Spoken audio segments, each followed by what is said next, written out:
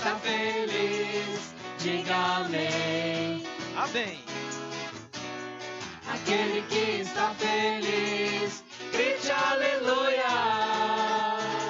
Aleluia. Aquele que está feliz, bata a palma sim. Aquele que está feliz, cante comigo assim. Com Jesus no coração a gente é feliz, é feliz. Com Jesus na condução tudo é muito bom. Jesus é alegria, euforia, companhia todo dia. Jesus é o motivo da nossa alegria. Com Jesus no coração, Com Jesus no coração a gente é feliz, é feliz. Com Jesus na condução tudo é muito bom. Jesus é alegria, euforia, companhia todo dia. Jesus é o motivo da nossa alegria.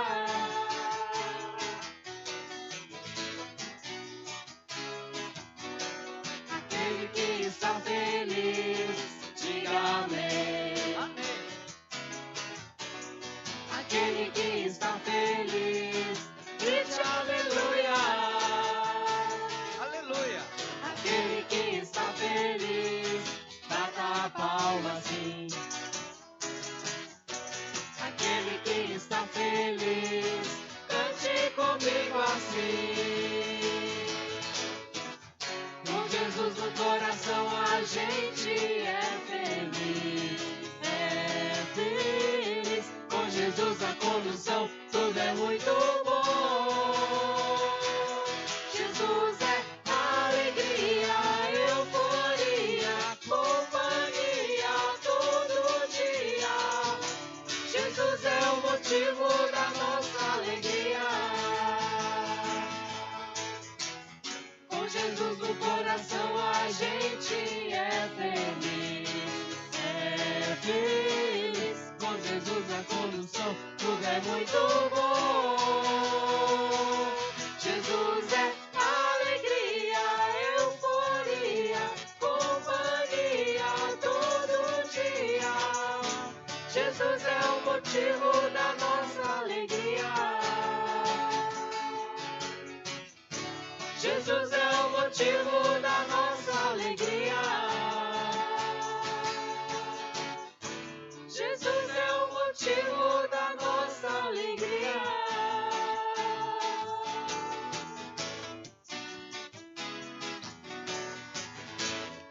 Nesse instante quero convidar os irmãos à meditação na palavra do Senhor. E nesta noite nós vamos para o texto do profeta Isaías, no capítulo 6.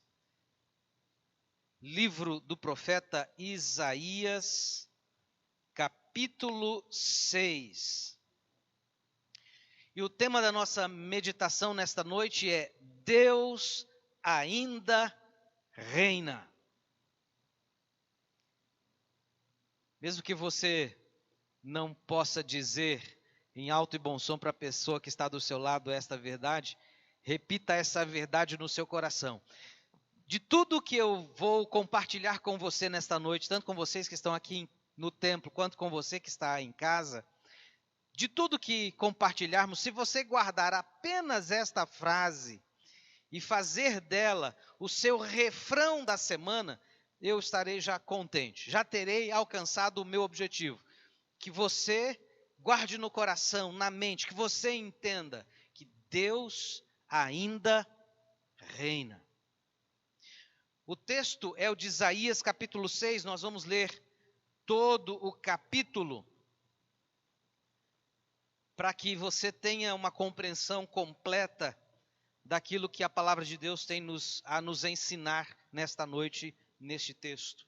Assim está escrito: no ano em que morreu o rei Uzias, eu vi ao Senhor assentado sobre um alto e sublime trono, e o seu séquito, o seu manto, enchia o templo.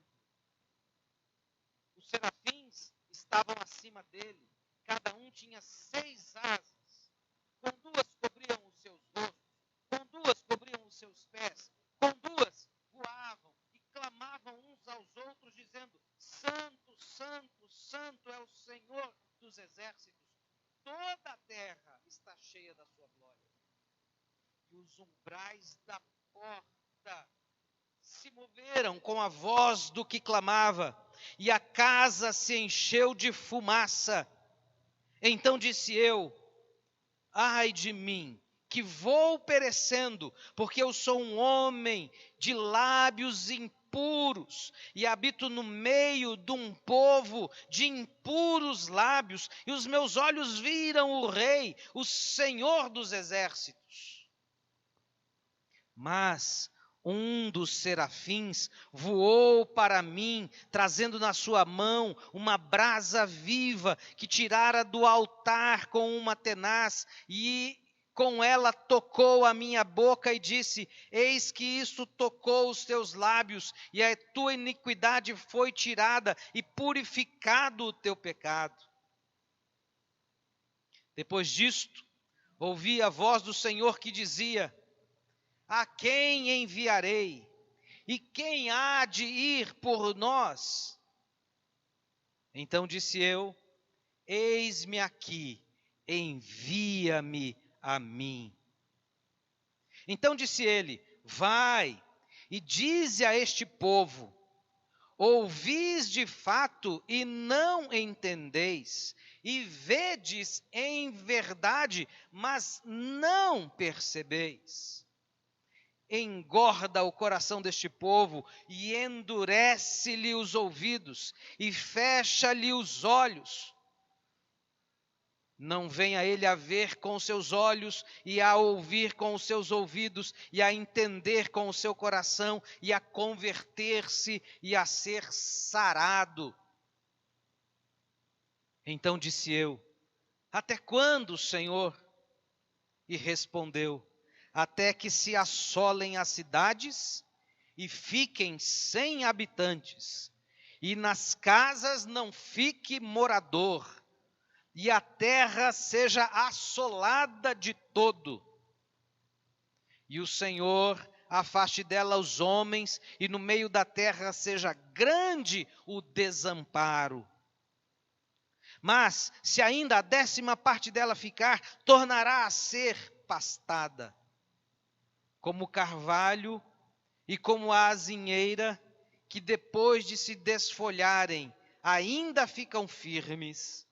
Assim, a santa semente será a firmeza dela. Este texto é um dos mais impressionantes textos de toda a Bíblia, que trata do encontro do homem com Deus. Durante o ministério do profeta Isaías, ele teve esta experiência maravilhosa. Deus concedeu a Isaías a visão do sobrenatural, uma visão de Deus no seu trono. Ao tempo que tal visão é maravilhosa, ela é também aterradora. Não só por causa da realidade de pecado a que todo ser humano está submetido, e neste caso o profeta também estava, mas também por causa da mensagem entregue ao profeta. E por ser um texto extremamente rico em beleza poética, em profecia, em tesouros espirituais, eu quero dividir esse texto em 2 partes, para compartilhar com vocês o que eu tenho aprendido neste texto bíblico. Na meditação de hoje, eu quero me deter apenas na visão do profeta.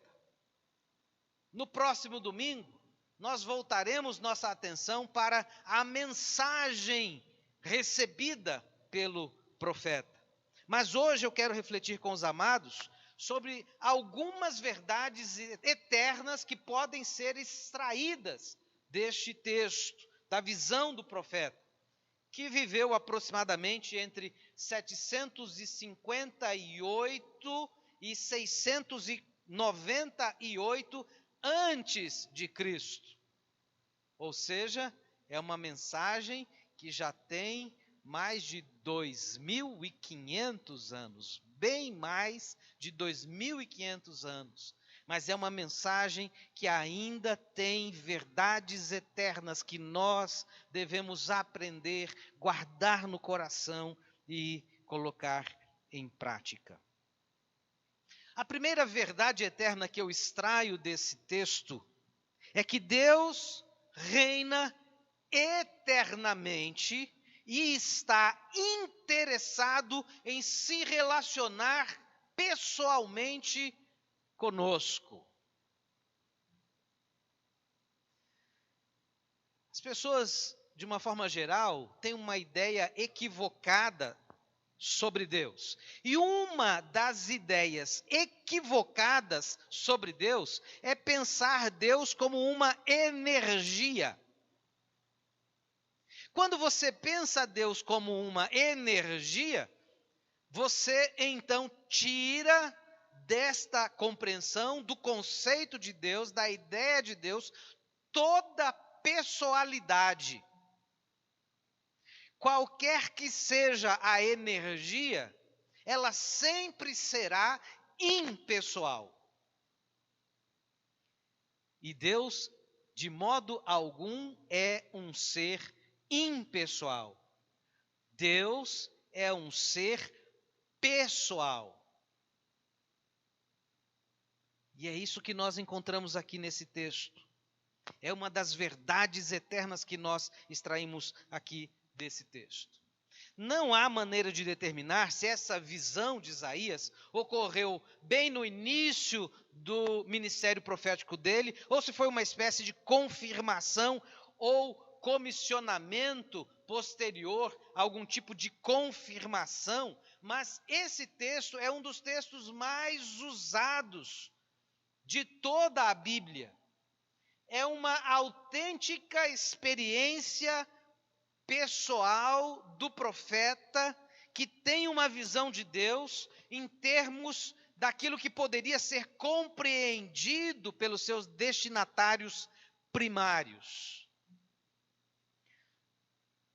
Sabendo que Isaías viveu há mais de 2.500 anos atrás, então devemos ter por certo que os destinatários, as pessoas para quem ele escreveu, também eram aquelas que viviam à sua época, que estavam próximos dele, de modo muito específico, o reino de Judá.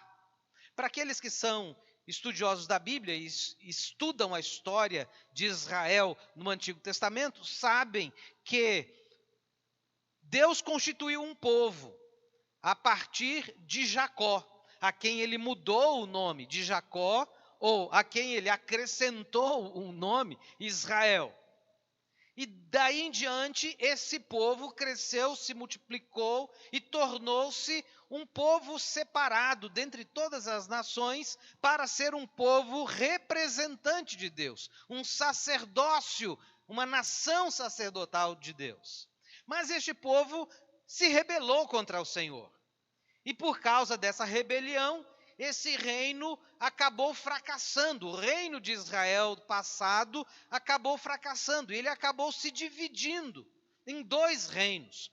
Um que passou a ser chamado Reino do Norte, outro que passou a ser chamado Reino do Sul, ou propriamente, ou também de uma outra forma chamado de Reino de Judá. Isaías está escrevendo para este reino, o Reino de Judá.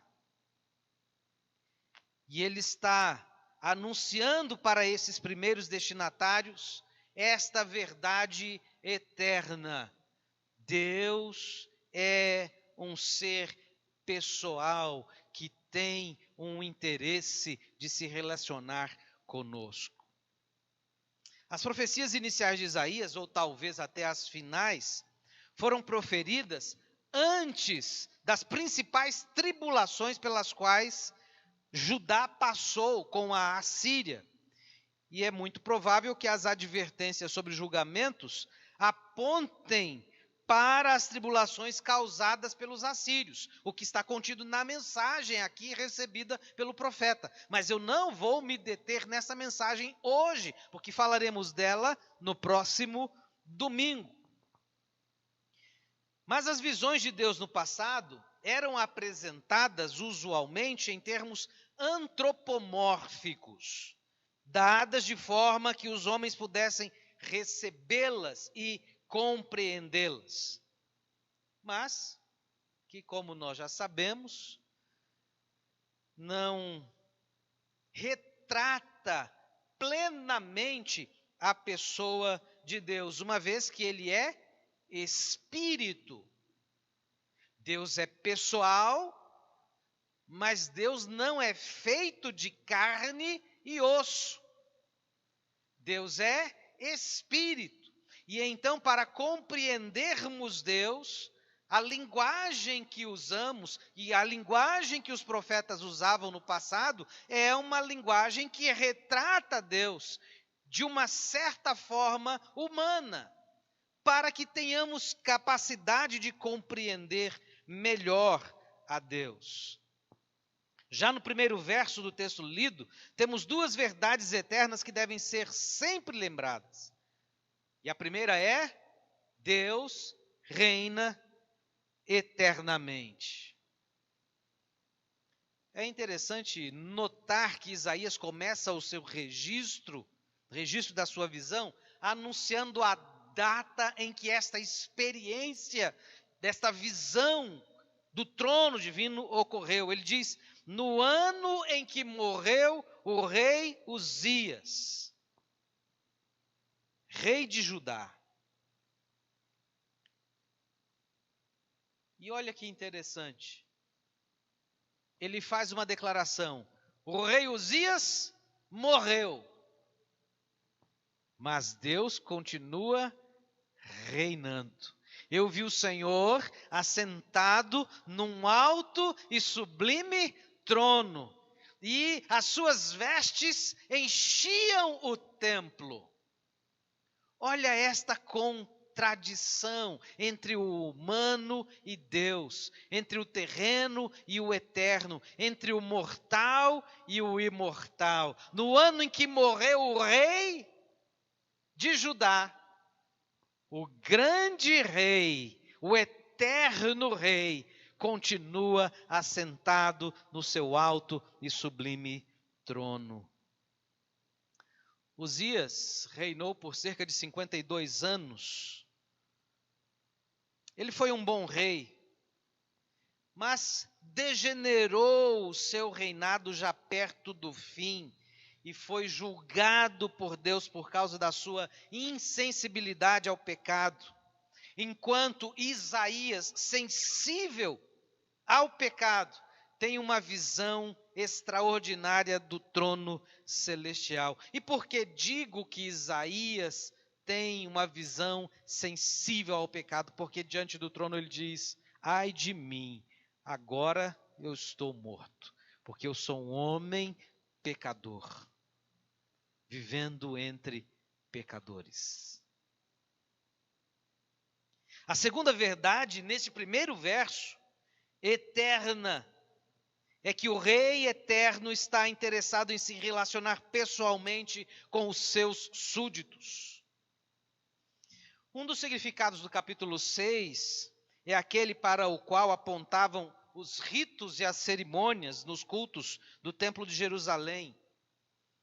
Na tradição judaica, o templo é o lugar do encontro com Deus. A visão de Isaías seguiu, portanto, essas linhas antropomórficas na descrição da cena da corte celestial. Deus estava sentado num alto trono, como se apresentavam os monarcas orientais. Da mesma forma como os reis se apresentavam diante dos seus súditos, é assim que Isaías também descreve o trono, a corte celestial. As orlas do seu manto enchiam o templo, diz Isaías, significando realeza, majestade e autoridade real de Deus.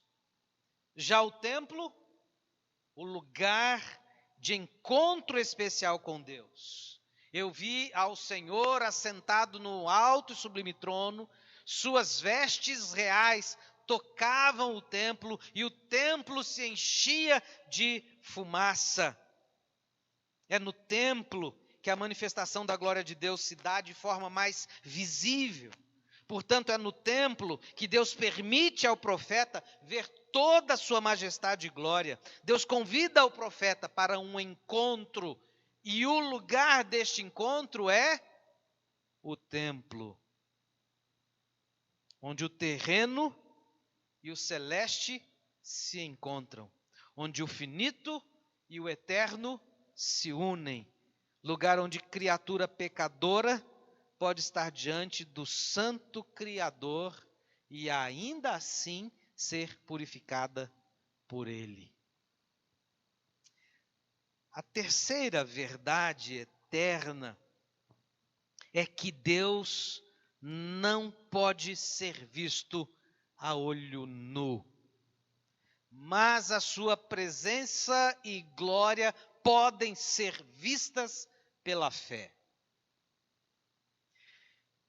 Em seguida, o profeta declara que vê o trono de Deus coberto por serafins, seres celestiais, súditos a serviço do Rei eterno. Mas, mesmo sendo súditos celestiais, criados para servir ao Rei eternamente, ainda assim não o podiam contemplar face a face.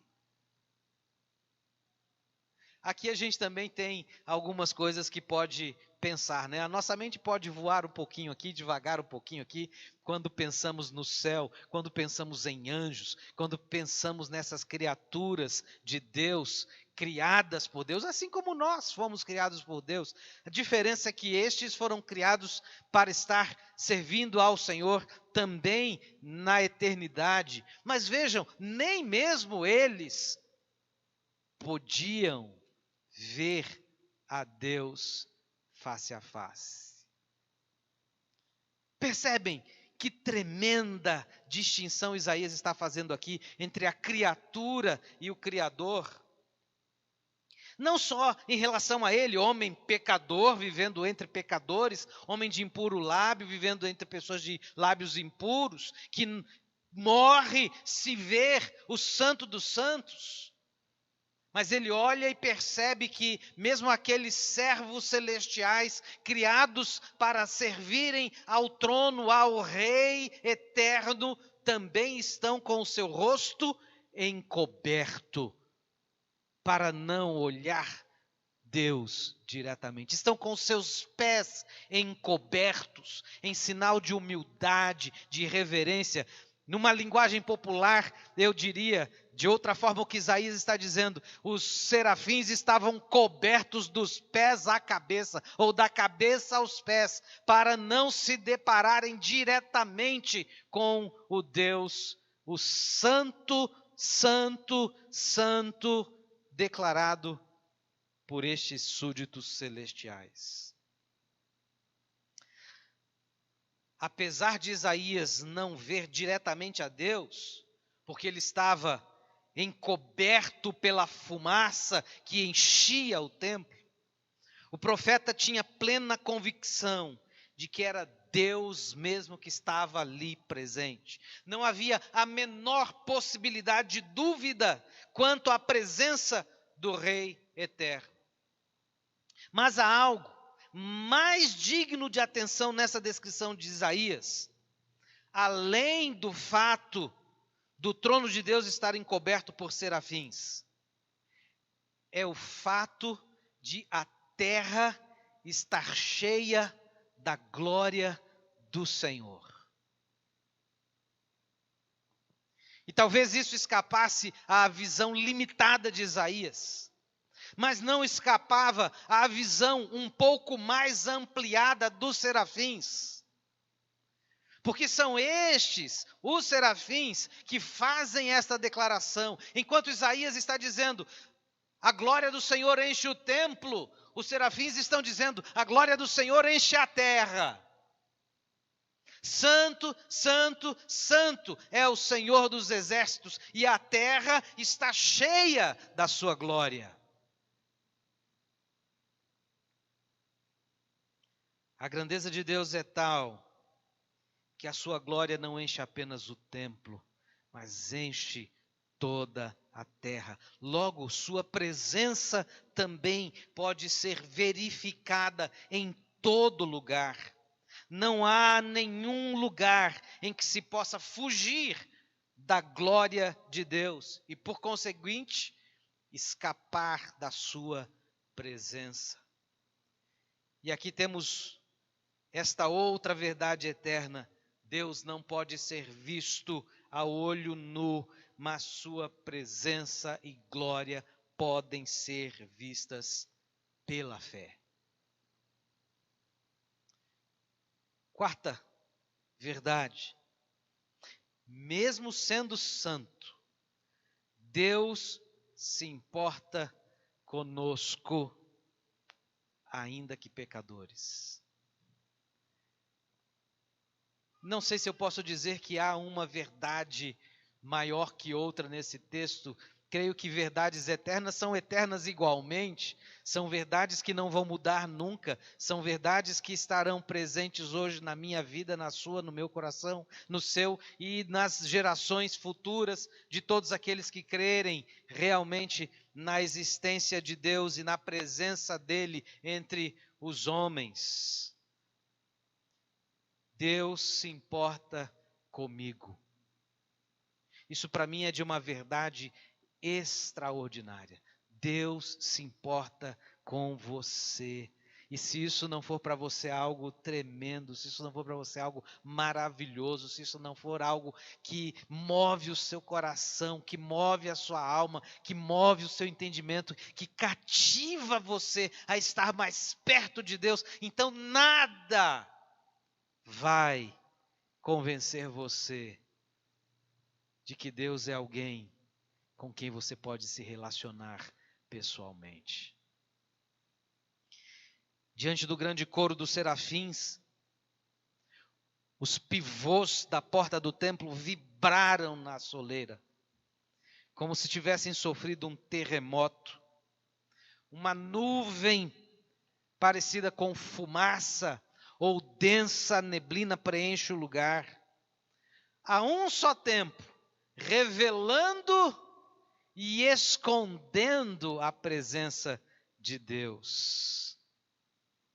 A fumaça era um símbolo da presença de Deus, como ocorreu no Monte Sinai, quando Moisés vai conversar com Deus, receber os 10 mandamentos, e o monte fumegava, diz o texto bíblico.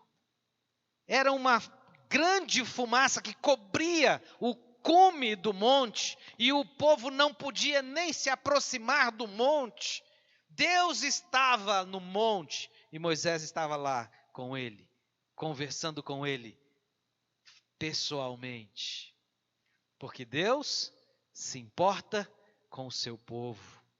Porque Deus se importa com os seus escolhidos. Porque Deus se importa com aqueles a quem Ele chama e respondem ao seu chamado. A fumaça estava lá no tabernáculo, quando Moisés entrava para falar com Deus e receber do Senhor orientação para conduzir o povo no deserto, depois de ter sido liberto o povo do Egito. A fumaça, a glória do Senhor enchia o tabernáculo. Era a presença de Deus ali visível. Mas era também aquela mesma fumaça que impedia que olhos humanos vissem a Deus face a face. Porque era sabido que qualquer pessoa que visse a Deus morreria, porque não suportaria a glória do Senhor, a tremenda glória do Senhor. Os irmãos devem se lembrar que quando Moisés esteve diante do Senhor, numa dessas vezes que ele desce do Monte Sinai, nem o rosto de Moisés podia ser olhado diretamente, porque a glória do Senhor estava sobre ele. Ele tinha estado dias de comunhão com o Senhor, de intimidade com o Senhor, e a glória do Senhor tinha tomado a vida dele, e o seu rosto resplandecia, de tal modo que ele precisou usar um véu para estar entre as pessoas, porque não era possível olhar diretamente até para o rosto de Moisés, porque no rosto dele resplandecia a glória do Senhor. Imagine olhar Deus face a face. Cegueira com certeza seria a primeira consequência, mas ainda pior, a morte, porque somos pecadores. E nenhum pecador pode permanecer vivo diante do Santíssimo, do Santo dos Santos, aquele a quem os querubins disseram: Santo, Santo, Santo. Por 3 vezes disseram: Santo. É como diziam, ou como se dissessem, Santíssimo, porque no hebraico não tem superlativo. Nós podemos dizer: Deus é Santíssimo. Os serafins só podiam dizer: Santo, Santo, Santo. Deus se importa conosco. E porque se importava com Isaías, também desce em fumaça, revelando sua presença, ao mesmo tempo ocultando a sua glória, para que Isaías não seja morto, e para que, por causa do seu pecado, a presença do Senhor ainda não o mate. Um dos serafins pega uma brasa viva do altar, vem em direção a Isaías, toca-lhe os lábios e declara: o teu pecado está perdoado e você está purificado, e por isso não tema, você vai permanecer diante do Santíssimo, porque Ele se importa com você.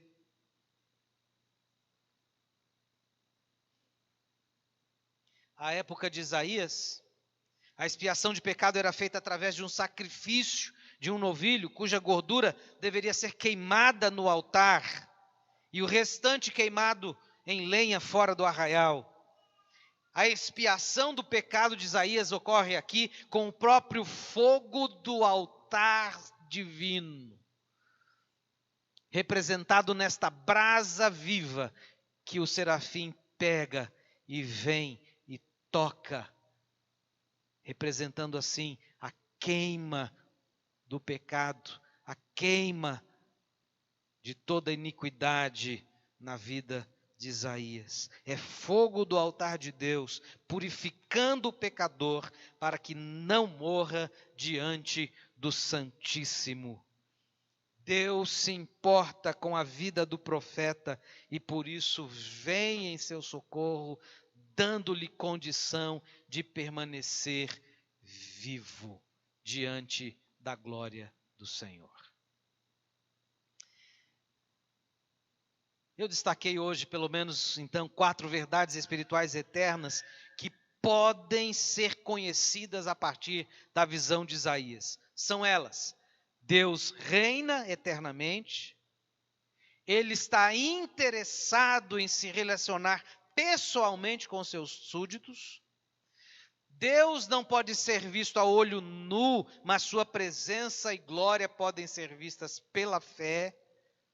E em quarto, Deus se importa conosco, ainda que sejamos pecadores. Com essas verdades gravadas em diamante, eu quero que você se lembre delas todos os dias dessa semana. Ou por todos os dias que ainda venham na sua vida. Não importam quais as circunstâncias que te cerquem neste instante ou te cerquem amanhã. Lembre-se que Deus reina sobre tudo e sobre todos. Estamos num tempo ainda de muita incerteza, muita insegurança, alguns vivendo com medo, alguns por causa da pandemia desenvolveram ansiedade, outros mesmo estão depressivos, outros estão por causa das circunstâncias até econômicas decorrente da perca do trabalho ou da dificuldade da diminuição mesmo do volume de recursos de trabalho, estão preocupados com o dia de amanhã. Essa pandemia tem sido um grande infortúnio, quase um flagelo. Ainda assim, Deus tem manifestado a sua misericórdia e graça para conosco. Se você está aqui nessa noite é porque Deus tem sido gracioso com você. Se você está em casa, participando desse culto nesta noite, vivo, com algumas dificuldades aqui e ali, mas ainda está com esperança do dia de amanhã, é porque a misericórdia do Senhor se renovou sobre a sua vida no dia de hoje. Porque Deus continua reinando, Ele continua governando o mundo e tudo o que nele há. Ele continua assentado no seu alto e sublime trono. Seu poder não desvaneceu desde a visão de Isaías. Ele continua sendo o mesmo Criador e sustentador do universo, Senhor dos mortais e dos governantes. Sua glória está intacta e o seu amor continua sendo maravilhoso. Então me permita terminar a meditação desta noite parafraseando Isaías. No ano da pandemia, eu sei que o meu Deus continua sentado sobre um alto e sublime trono, e a orla das suas vestes envolvem toda a terra. O universo inteiro é estrado de seus pés. Seres angelicais o servem contínua e humildemente por toda a eternidade, reconhecendo em um grande coro sua majestade, santidade e glória. Sendo pecador, não posso vê-lo face a face, mas por causa da sua misericórdia e perdão, revelado em Jesus Cristo, posso encontrá-lo em seu santo templo, como também no recôndito da minha alma. Ele continua sendo Rei dos reis e governante de todo o mundo. E, portanto, não há o que temer. Que a palavra de Deus encontre lugar no seu coração e ela frutifique, e ela te traga paz, ela te traga segurança, ela te traga convicção da presença de Deus, ela te traga coragem para continuar testemunhando de Jesus e ela te traga a visão do trono eterno de Deus sobre a sua vida. Vamos louvar ao Senhor mais uma vez. Amém. Vamos terminar o culto louvando ao Senhor. Eu queria convidar os irmãos a colocar-se de pé. Esse cântico, aclame ao Senhor. Que todos os dias venha ser o desejo do nosso coração adorar ao Senhor. E dizer para Ele que outro igual não há. Outro igual não há igual a Ti, Senhor.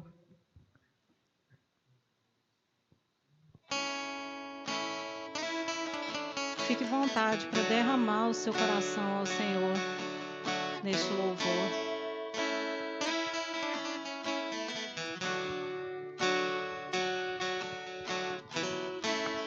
Meu Jesus, Salvador, outro igual não há.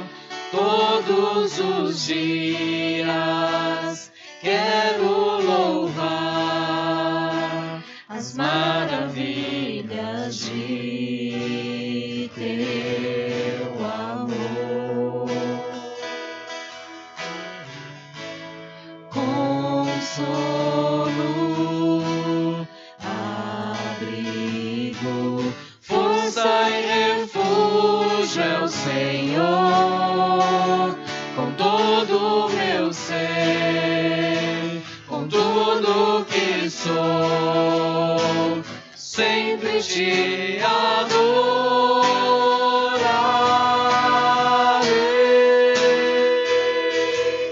Aclame ao Senhor toda a terra e cantemos poder, majestade, louvores ao Rei. Montanhas se prostrem e rujam os mares ao som de teu nome. Alegre te louvo por teus grandes feitos, firmado estarei, sempre te amarei. Incomparáveis são tuas promessas pra mim.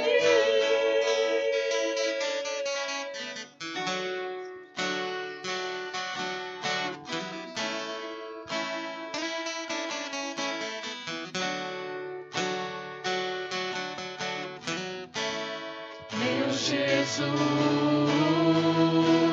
Salvador, outro igual não há. Todos os dias quero louvar as maravilhas de teu amor. Consolo, abrigo, força e refúgio é o Senhor, com todo o meu ser, com tudo que sou, sempre te adorarei.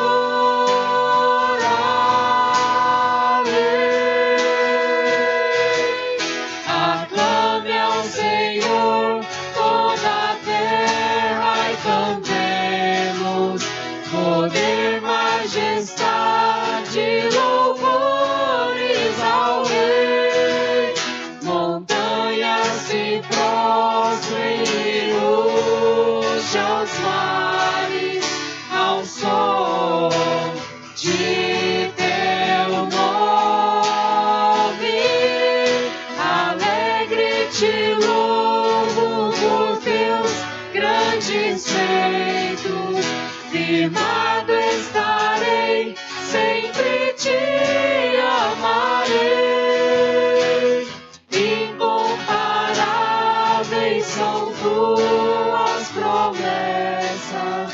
Aclame ao Senhor toda a terra e cantemos poder, majestade, louvores ao Rei.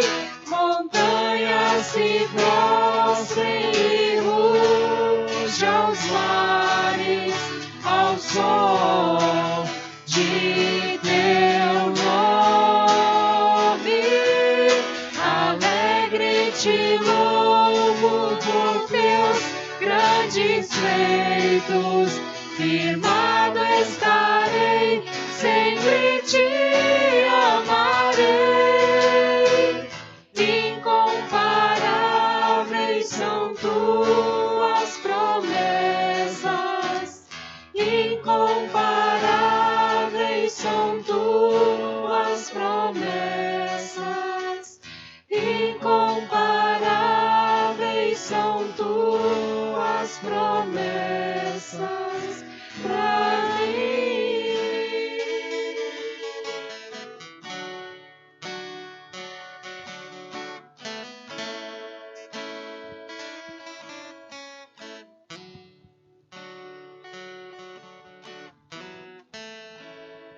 Vamos orar. Que a graça do Senhor nosso Deus, o amor de nosso Deus Pai, e a comunhão e a consolação do Espírito do Senhor Jesus, o Espírito Santo de Deus, sejam conosco agora e para sempre. Amém. Tenham todos uma excelente semana com Jesus. Muito obrigado pela sua presença.